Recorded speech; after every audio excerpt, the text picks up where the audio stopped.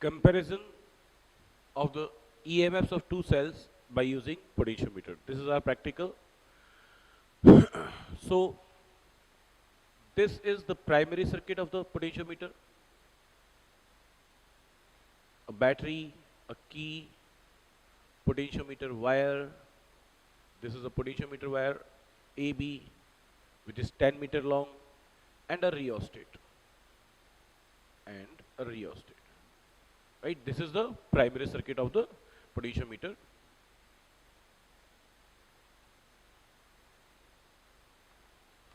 In the secondary circuit, we have to connect two cells. So let's talk about the cells. We have two cells. One of the cell is Leclanché cell. What is a Leclanché cell? It is just a plastic box. It is just a plastic box in which a liquid of solution of NH4Cl, ammonium chloride. NH4Cl, ammonium chloride, solution of ammonium chloride is filled, and there is a carbon rod. Right? This is a carbon rod in which a graphite rod is inserted. It is already prepared, and this prepared carbon rod is you can buy from the market. This is a graphite rod.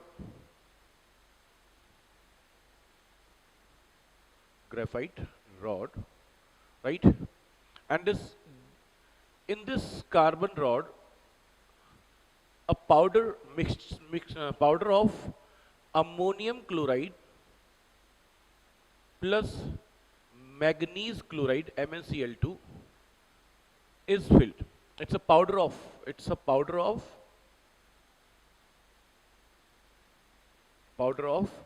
ammonium chloride and manganese chloride is filled, which is a black color powder. So this graphite rod behaves as a positive terminal of this cell, and a zinc rod, this is a zinc rod which behaves as a negative terminal of the cell. Right? Number one.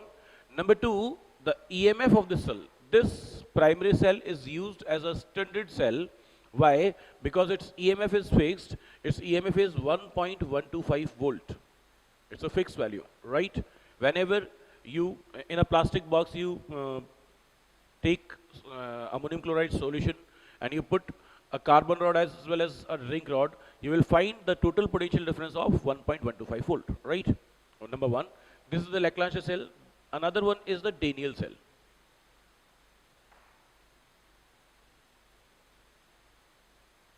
Daniell cell. What is a Daniell cell? It is a copper pot. It is a copper pot in which copper pot itself behaves as a positive terminal. This copper pot is filled with number one, a porous pot is also placed inside this copper pot. This is a porous pot.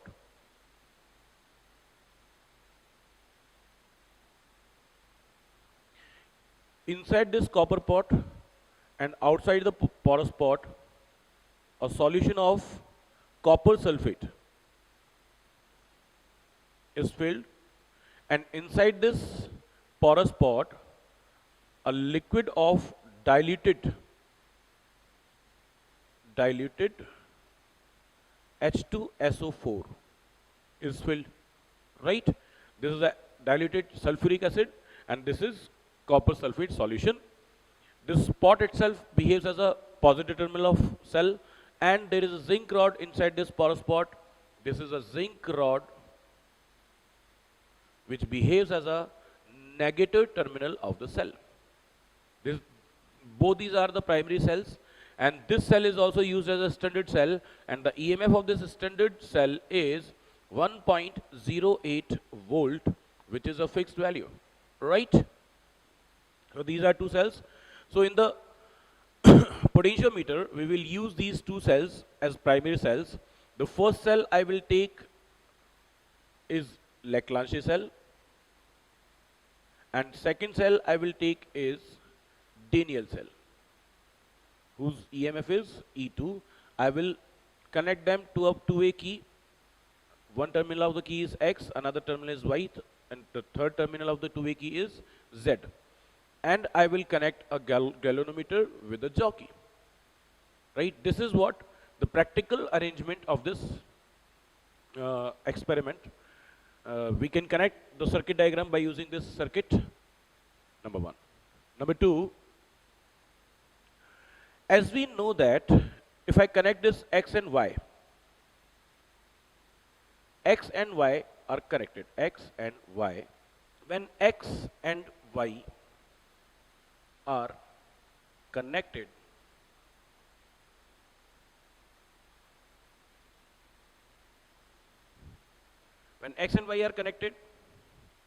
the EMF of the cell will be equals to the potential drop at this part of the potentiometer wire. Let's say this balancing length is L. So you will say the EMF E1 is equals to XL1, where X is the potential gradient. Potential drop on unit length of potentiometer wire into the balancing length, right? This is equation number one. Now, X and Y are disconnected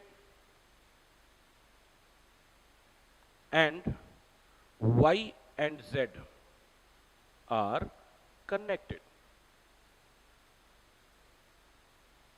When this X and Y are disconnected and Y and Z are connected, so now this EMF of the cell, will be equals to the potential drop on this potentiometer wire. So this was the balancing length L1 for the E2. Listen, first cell is the Leclanché cell, second cell is the Daniell cell. EMF of the Leclanché cell is more than the EMF of Daniell cell. So balancing length for this EMF will be less than the previous balancing length. Let's say this is L2. Right? So the EMF E2 will be equals to XL2. This is equation number 2. Right? So this is equation number 1 and this is equation number 2. If we divide equation 1 by equation 2, I'll get E1 upon E2 equals to XL1 upon XL2. So it will be L1 upon L2. So the ratio of the EMFs of the two cells, two given cells, is equals to ratio of the lengths L1 and L2. And no doubt this ratio of the EMF will be obtained more than 1. Why? Because EMF of the first cell is more than the EMF of second cell. Is that clear? Now, how to take readings? You have taken first reading, now you have to take second reading. For the second reading, you will again disconnect this X and Y. You will reposition this rheostat. You will slightly move the slider of rheostat. By moving this, the resistance of the circuit will either increase or decrease. So the current in the circuit will change. When the current in the circuit changes, the potential gradient also changes. So now we will obtain, when we again connect X and Y, you will get L1, which will be not same as this L1, right? Take L1, then disconnect this and connect Y and Z. Take L2, you will again get another set of L1 and L2. You will find again the ratio of the EMFs E1 upon E2, right? In the second reading, you will again change the position of rheostat, and again you will find the null diffraction point L1 and L2, right? And by which you can find out the E1 and L2. Total 5 readings you have to take. By these 5 readings, you will get 5 values of E1 upon E2, and finally you will take the average value, mean value of that E1 upon E2, right? Mind it, the ratio of the EMFs is also a unitless quantity. So for each reading you will say unitless. Is that okay? Okay. So now let's do this practical. To this practical, now we will connect the circuit as shown in the figure. To connect the circuit, we know that the positive terminal of battery is connected with the potentiometer wire. So I will connect this positive terminal of the battery with the potentiometer wire. See, you have to connect, this is a potentiometer wire. It has total 1 meter length. You can see there are 10 1 meter long wire. These are not actually 10 wires. This is single wire of 10 meter. This is 1 meter, and this is again 1 meter, 2 meters. This is again third wire of 1 meter. This is 3 meters, and so on. This is total 10 meter wires, right? 10 meters wire, right? So these are two terminals of the wire, A and B. Any one of these can be considered as terminal A, and any one of these can be considered as terminal B. So I am considering this terminal as A. So I will connect the positive terminal of the battery to this.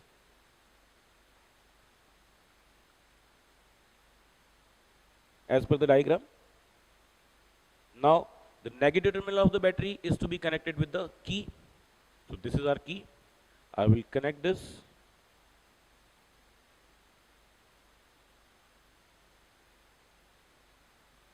I have connected the one of the terminal of battery with the negative terminal of negative terminal of the battery with this key. Another end of this key is to be connected with the rheostat as shown in diagram. See, this is the rheostat. In rheostat, I will connect one of the wire here and another wire here. Okay, so that you can use this resistance from this end to till this slider. This slider can move. So you will use a resistance from this to this, where this is touching this wire, right? So it's a long wire and it is a variable resistance, right? So I'm connecting this wire here on rheostat.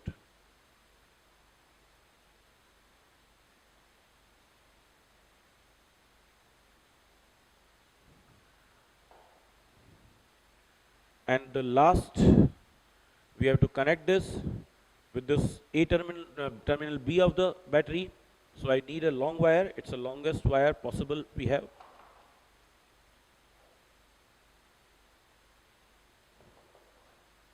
So now I'm connecting this rheostat with the potentiometer. You can see my primary circuit is completed. I will again show you. The positive terminal of the battery is connected with the terminal A. Negative terminal of the battery is connected with the key. And another terminal of the key is connected with the rheostat. And now rheostat is connected with the terminal B of the potentiometer wire, right? All the connections must be tight, right? Okay. Now, the secondary circuit. In secondary circuit, now we have two cells. This is Leclanché cell, this is Daniell cell. And this is carbon rod, which behaves as a positive terminal, and this is pot, which behaves as a positive terminal of the battery, right? So, positive terminal of both the cells will be connected at terminal A of the potentiometer, right? So I will do that. This is positive terminal of the carbon rod.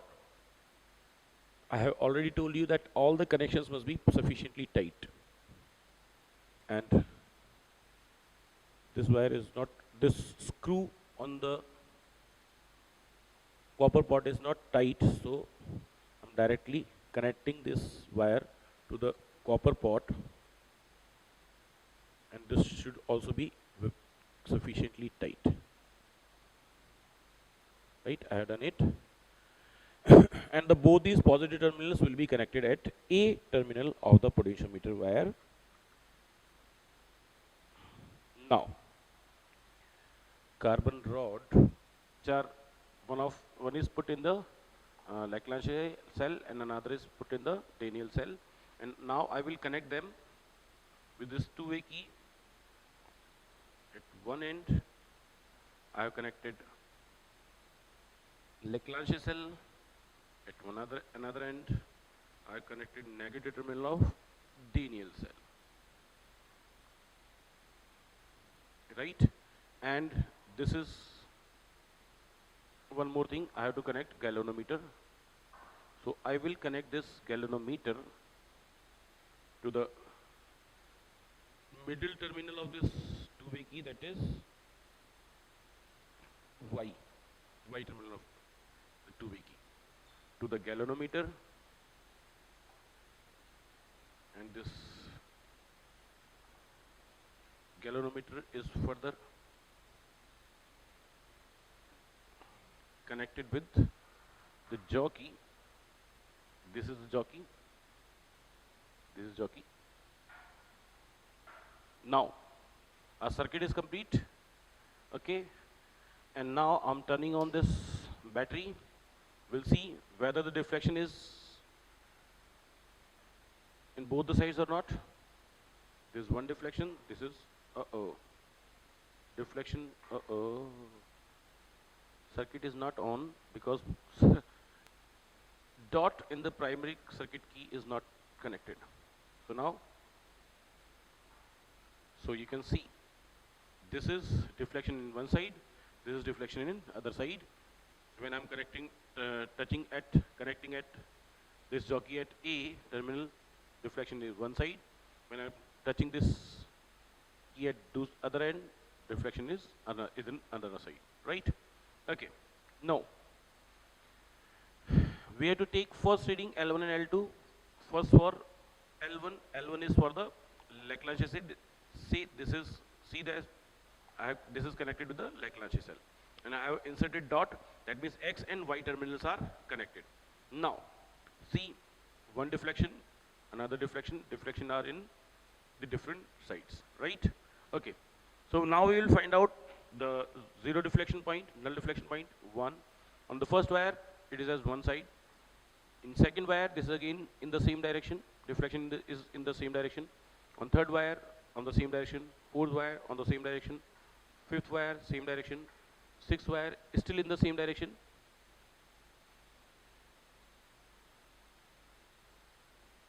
Seventh wire, the deflection has changed. So sixth wire is coming from that side. So its reading will be possibly 500 something. I'm moving towards, okay. So this is the null deflection point.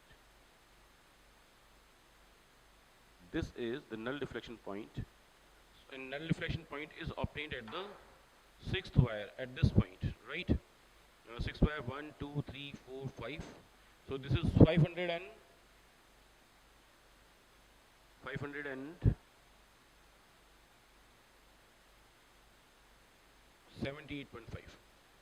578.5 centimeter is our reading. Let's draw the table for this experiment. This is for L1, this is for L2, this is for E1 upon E2 equals to L1 upon L2, and first is the serial number. L1 is 578.5 centimeter. You have to write down units with each reading. Now, I will connect this Y and Z. That means I will connect the Daniell cell, and I will again find out the null deflection point. First wire, deflection is towards right. Second wire, deflection is again towards right. Third wire, deflection is again right. Fourth wire, deflection towards right. Fifth wire, deflection is changed to the other side but slightly different. So I will see deflection is increasing. So when I move to other side, deflection reduces to 0.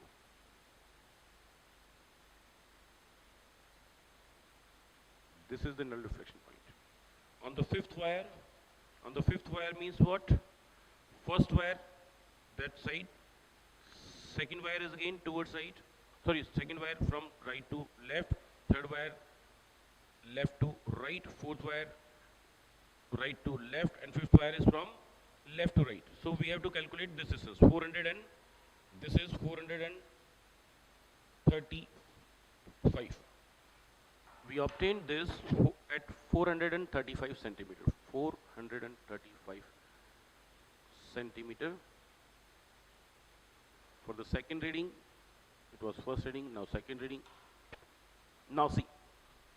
So now we have to take second reading. For the second reading, I will change the position of this rheostat, and I have changed the position, right? Okay. Now I have to again take L1. For L1, I have to insert this key for Leclanché cell. This is X and Y terminals. For the first wire, deflection is towards right. For the second wire, deflection is again towards right. For the third wire, again right. Fourth wire, right. Fifth wire, right. Sixth wire, left. So the deflection will be obtained between fifth and sixth wire. See, deflection is decreasing. Deflection is still decreasing. And now, till the fifth, last end of the fifth wire, it is not 0. Sixth wire, deflection is nearly, now it is 0. Now the deflection is 0. Now the deflection is 0, right? So, the deflection is 0 on the sixth wire. Deflection is found 0 for the 7 centimeter. So, the reading is 507 centimeter for the Leclanché cell. Now I will put this dot between Y and Z. So at Z, Daniell cell is connected. So I will find out the null deflection for the second, for the Daniell cell, right? Okay. For the first wire, deflection is towards right. Third, second, toward right. Third, toward right. Fourth, it is towards right, but it has decreased. So on the fourth wire, it is moving towards null deflection, and now it is the null deflection, right? So null deflection is obtained at, this is fourth wire.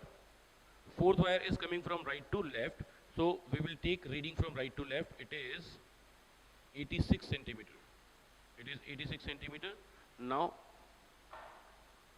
so this is 86 centimeter fourth wire, that is, this is 386 centimeter.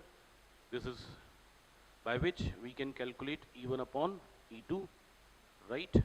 So it will be 578.5 upon 435, that is nearly equals to, so this is exactly equals to 1.33, and it is unitless, so you will say unitless. Similarly, for the second reading, this is 507 upon 386, that is equals to 1.31. Still it is unitless, so you'll say unitless, right? Similarly, you can take all the 6 readings by changing the position of this rheostat, right?